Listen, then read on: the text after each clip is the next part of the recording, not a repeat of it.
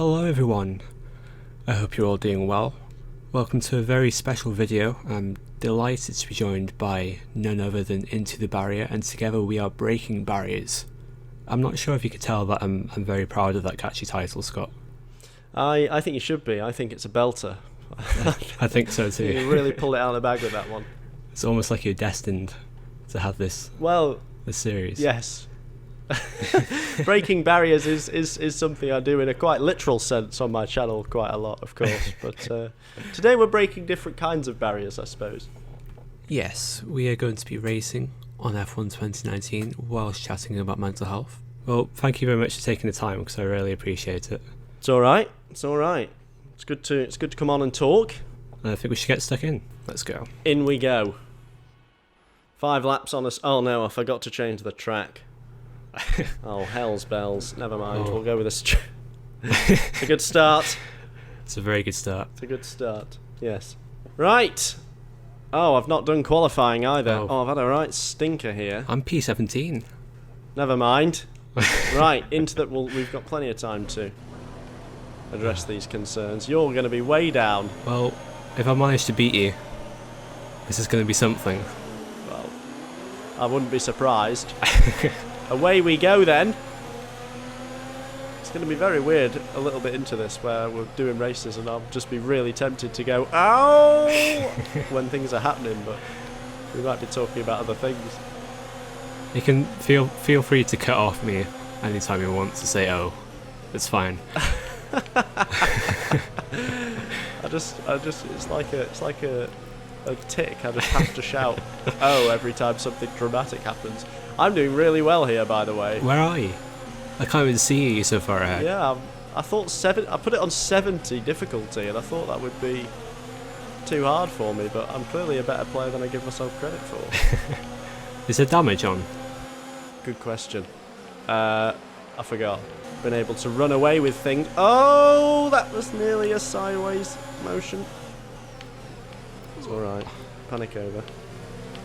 Oh no! You binned it. Oh, it's a disaster.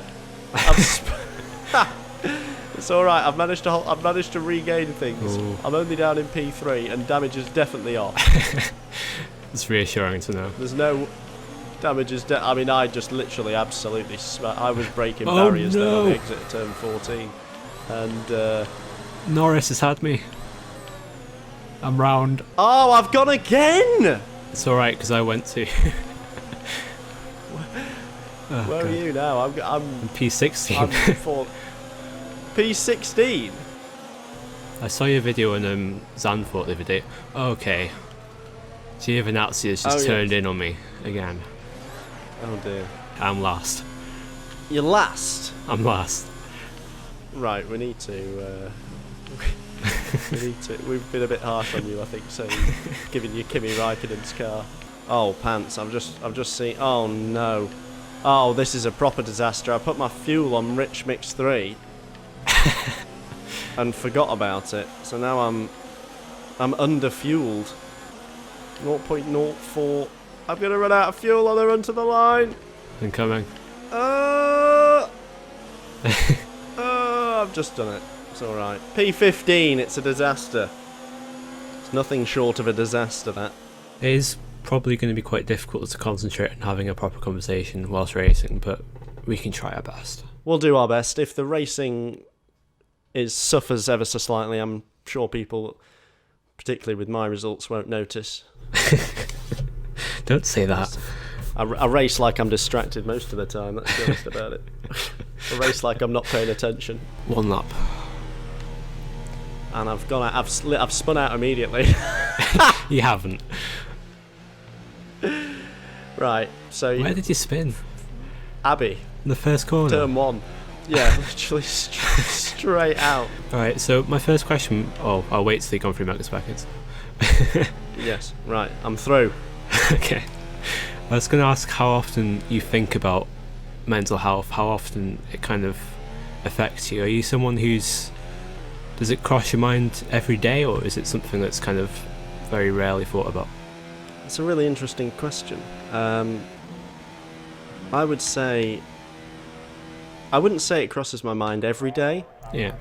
But it's certainly, in recent times, it's certainly something I'm way more aware of, and I'm way more conscious about looking after it and thinking about how I am actually feeling in my head and looking after it, and often just doing things that I know will help it and will improve it, because it's I've gone way more down the line of treating it like I would my body in the gym. I feel like it needs to be looked after, it needs to be cared for. Just the same, you wouldn't eat junk food every day for breakfast. You would look after yourself, and you make sure you have your fruit and everything else. Well, I would say that in recent years, such has been the rise of this kind of conversation, and it's great that it has been on the rise, in terms of getting rid of the stigma that's attached to it and everything else. I would say that I really do take a lot of time to make sure that I am feeling okay and mentally okay. So to answer your question directly, I would say I do think about it an awful lot. Yeah, absolutely. Yeah, well, that's good, really, because it feels like there has been like a definite surge in like awareness recently, in recent years. So was it that kind of thing that kind of led you to take more notice of it? Yes, I would say so. I think it's I mean, if you go back,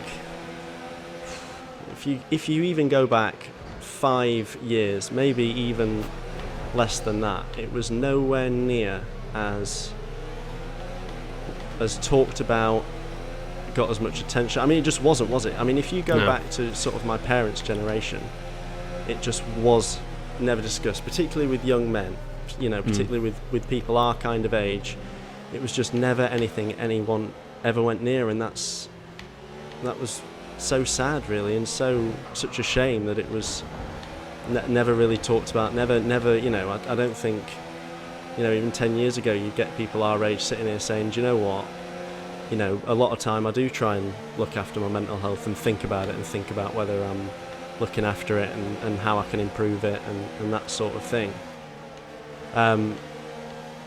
But yes, I would say it's certainly the recent last few years where it's been talked about a lot in the main media, and I think that's filtered through onto school grounds. It's filtered through into workplaces, and I think that's been a really, really positive change, and it's certainly, as I talked about a moment ago, had its impact on me and how I treat myself and how I look after myself. Not just because I've always been I'm not like a super keen fitness person, but I've always liked running, and I've liked keeping active. I've played football the majority of my life, not to any sort of standard, but five-a-side and that sort of thing, and I've spun out. But yeah, I've played football. just edit that out. I've played football to, and kept myself active, and I've always had an interest in keeping myself physically healthy, physically in good shape, and there is this whole other side to it which has come about in the last 5 years, and it's absolutely, if not more important, as a thing to talk about and look after yourself with, because it's crucial. How your brain is doing is absolutely vital. I agree. I think like sometimes there's a lot of difficulty as well. Like you mentioned how it wasn't talked about by like the generation older than us, our parents. I think that sometimes makes it very difficult to kind of accept for us that it's something that we need to address. It's probably why it's taken so long to kind of gain awareness. I agree, yeah, because it's something that it was just buried away generation after generation until the last few years. Just didn't ever acknowledge it or talk about it or really go there. It was just kind of buried away, as I can only speak really as a young man, but the society expectations are of of people our age has always been to be tough and you know and to be able to deal with things, and it's just not like that at all. And it's such a positive step with society that now we're coming away from that, and we're coming towards, you know, a lot of people speaking out, including yourself, and you know, and showing immense bravery in doing so. But quite right too. You know, it's absolutely something that should be talked about and something that should not be stigmatized, and actually, you know, can be people speaking about it and having this kind of conversation can hopefully be a source for good, Yeah. and a source for sort of improvement and that sort of thing. Did you hit that Williams, by the way? Because I was trying to hold everybody up for you. I absolutely smashed it. Because I took him off the track. I got taken off by Hamilton at Cops, and I was like, right, I'm going to try and hold up somebody for Scott. He went off, and then I saw you merge with him on the mini-map. I absolutely piled into him in the most ridiculous thing I've ever seen. Yeah, I got it completely wrong, basically. It's the long and short of it. I still forgot to put damage on for this race, which is a real shame. What was it that gave you the idea for this series that you're running? Well, a while ago, when I first got into YouTube, there was a YouTuber called Cnanas. I don't know if you've heard of him. I do, yeah. He used to play Call of Duty, didn't he? Yeah. He was the first YouTuber I got into, and he used to make these videos where he'd chat about life and just have gameplay on in the background. And I always thought they were really chill, and I really liked listening to them, and you know, I found them really I've always found it inspiring hearing people talk about mental health on YouTube, because I've gone through so much, I guess, difficulty related to mental health.